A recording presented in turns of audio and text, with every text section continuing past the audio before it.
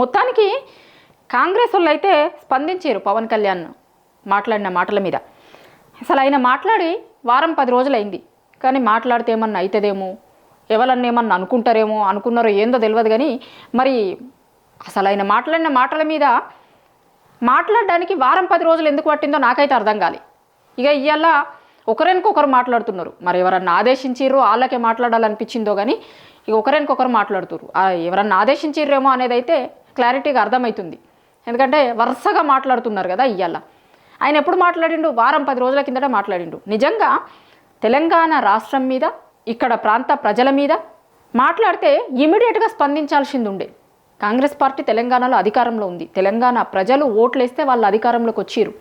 ఇవాళ మీరు మమ్మల్ని పాలించుర్రు అని తెలంగాణ ప్రజలు మీకు అధికారం ఇచ్చినప్పుడు ఈ ప్రాంత ప్రజల ప్రయోజనాల గురించి మాట్లాడాల్సింది ఉండే తెలంగాణ కాంగ్రెస్ నాయకులు. కానీ మాట్లాడలే. మరి ఎందుకు? వారం 10 రోజుల నుంచి ఇక మాట్లాడితే ఏమన్నా అవుతుందేమో, లేకపోతే మంచిగా ఉండదా, మళ్ళీ నాకేమన్నా ఇబ్బంది అవుతుందా, ఇట్లా ఏం ఆలోచించుకున్నారో తెలియదు. కానీ ఆయన మాట్లాడిన మాటలు ఏమంతా ఈజీగా ఆషామాషి కాదు, చాలా సీరియస్ కామెంట్లు చేసిండు ఆయన.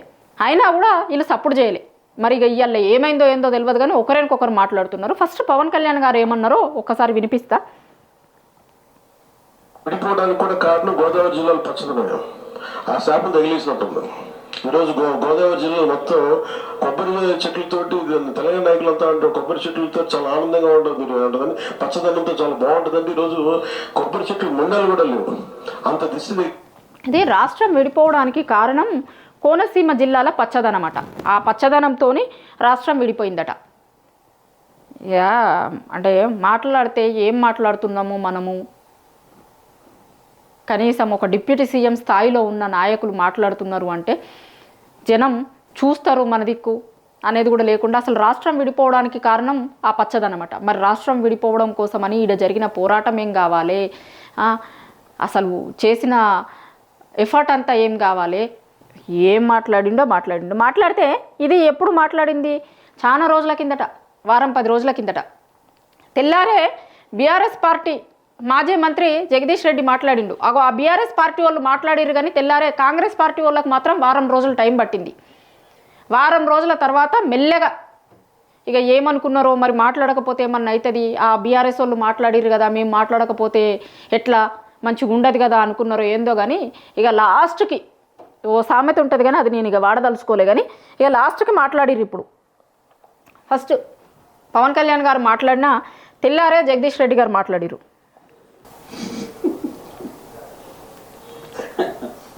ఇప్పుడు వాస్తవానికి ఎవడన్నా వచ్చాడు హైదరాబాద్ నుంచి అక్కడికి తగిలితే వాళ్ళ దృష్టి ఎక్కడ తగులుతుంది, కానీ ఆడికి ఫోన్ దృష్టి ఎక్కడ తగులుతుంది ఏది తెలియదు. ఇక అటువంటి వాళ్ళు ముఖ్యమంత్రులు ఉప ముఖ్యమంత్రులు అవుతున్నారు. ఏం చెప్తాం మరి మనం? మాట్లాడేటప్పుడు ఓ నాలుగు కంట్రోల్ లేకుండా, బుడకు పని పెట్టకుండా,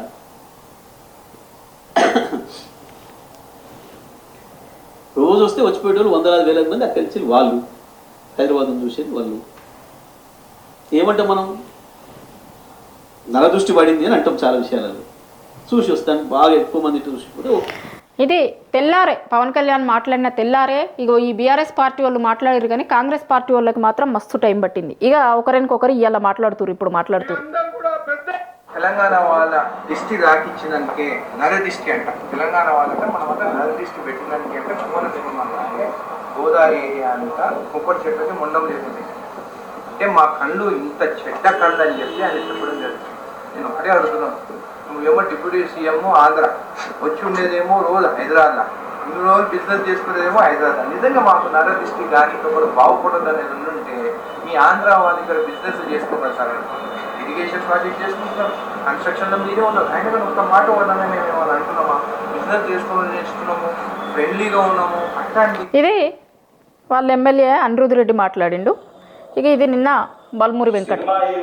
ఆంధ్రప్రదేశ్ డిప్యూటీ సీఎం పవన్ కళ్యాణ్ తెలంగాణ రాష్ట్రం గురించి, తెలంగాణ ప్రజల్ని అగౌరవపరిచే విధంగా మాట్లాడడం అనేది చాలా బాధాకరం. గతంలో సినిమాలు ఆడేటప్పుడు తెలంగాణ రాష్ట్రం అంటే నాకు అపారమైన ప్రేమ ఉంది, అపారమైన గౌరవం ఉందని మాట్లాడిన నువ్వు ఆంధ్రప్రదేశ్ కి డిప్యూటీ సీఎం కాగానే మతి స్థిమితం కోల్పోయి నీ స్వార్థ రాజకీయాల కోసం తెలంగాణ రాష్ట్రం గురించి ఈ రకంగా మాట్లాడడం అనేది చాలా బాధాకరం. నిజంగా నీకు సిగ్గుంటే నువ్వు మాట్లాడిన మాటలకి కుటుంబ సమేతంగా తెలంగాణ రాష్ట్రాన్ని విడిచిపెట్టి వెళ్ళి ఆంధ్రప్రదేశ్ లోనే ఉండు. నువ్వు కనీసం సోది లేకుండా తెలంగాణ ప్రజలు అత్యధిక నీ సినిమాలు చూసి నేను గౌరవిస్తుంటే పలుకుతోటి ఈరోజు తెలంగాణ రాష్ట్రం గురించి ఈ రకంగా మాట్లాడడం అనేది చాలా దురదృష్టవశాతము. నువ్వు ఇదే రకంగా నీ వైఖరికి నువ్వు తెలంగాణ ప్రజలకి తెలంగాణ రాష్ట్రంలో ఉన్న ప్రతి ఒక్కరికి క్షమాపణ చెప్పకపోతే తెలంగాణ రాష్ట్రంలో నీ సినిమాలు ఆడనివ్వము. నువ్వు రేపు పొద్దున తెలంగాణ రాష్ట్రంలో తిరుగుతే నిన్ను పరిగెత్తించి తెలంగాణ రాష్ట్రంకి వెళ్ళి కూడా తెలంగాణ యువత తెలంగాణ ప్రజలు తరిమి కొట్టే పరిస్థితి ఏర్పడుతుందని చెప్పి పవన్ కళ్యాణ్ హెచ్చరిస్తున్నా. కానీ ఈ విధంగా ఇగో ఇది ఇవాళ కోమటిరెడ్డి గారు మాట్లాడింది. ఆయన మాట్లాడుకుంటే ఏమంటాడంటే, ఇక్కడ సినిమాటోగ్రఫీ మంత్రిగా చెప్తున్నా నేను సినిమాలు ఆడనీయమని. మాట్లాడాల్సింది ఇయ్యాలనా? 10 రోజుల కిందట మాట్లాడితే ఏమన్నా అవుతుందేమో, మంచిగానే ఉంటుందా ఉండదా, లేకపోతే మమ్మల్ని ఎవరన్నా ఏమన్నా అంటారా, ఏమనుకున్నారో మరి. ఇప్పుడు రాష్ట్రం గురించి ఒకరు మాట్లాడితే ఇమీడియట్గా స్పందించాల్సింది పోయి ఇక్కడి ప్రజల మీద, ఇక్కడ రాష్ట్రం మీద మాట్లాడితే ఇక ఈ కాంగ్రెస్ వాళ్ళకి ఇయ్యాల మాట్లాడతారు. ఈ విధంగా మాట్లాడి దాదాపు 13 సంవత్సరాలు అయిపోయింది. తెలంగాణ 13 సంవత్సరంలో పడుతున్నది. ఈ సమయంలో మా తెలంగాణను అవమానపడుతుందని పవన్ కళ్యాణ్ గారు బేషరతుగా క్షమాపణ చెప్పితేనే తెలంగాణ ప్రజలు క్షమిస్తారు. ఇది కూడా నాకు తెలిసి ఏంది అంటే, ఇవాళ ఆ మీటింగ్ ఉంది గాంధీ భవన్లో. ఇగో ఈ ఛానళ్ళ లోగోలన్నీ చూడుర్రి. పోయి మైకు పెట్టి అడిగితే తప్ప వీళ్ళు స్పందించలేరు. నిజానికి తెల్లారి రోజే, లేకపోతే ఆయన స్టేట్మెంట్ రాగానే ఒక ప్రకటననో సరే మీరు ఎన్నో దూరంగా ఉన్నారు, లేకపోతే అవైలబుల్ లేరు అనుకుంటే కనీసం ఒక ప్రెస్ నోటు అది కూడా రిలీజ్ చేయలే. వారం 10 రోజుల తర్వాత ఇగో ఇవాళ గాంధీ భవన్లో మీటింగ్ ఉంది, దానికి మీడియా అంతా ఆడ ఉంటుంది కాబట్టి ఆడ మైకులు పెట్టి అడిగితే, మీడియా వాళ్ళు అడిగితే అప్పుడు స్పందించారు. ఇది ఇంకొకరిద్దరు కూడా మాట్లాడినట్టున్నారు. సరే ఎవరు మాట్లాడినా ఇక గిదే వాళ్ళు ఫైనల్గా చెప్పదలుచుకుంది. ఆయన వ్యాఖ్యలు వెనక్కి తీసుకోవాలి, లేకపోతే ఊరుకోమనేది చెప్పారు. ఎన్ని రోజులకి?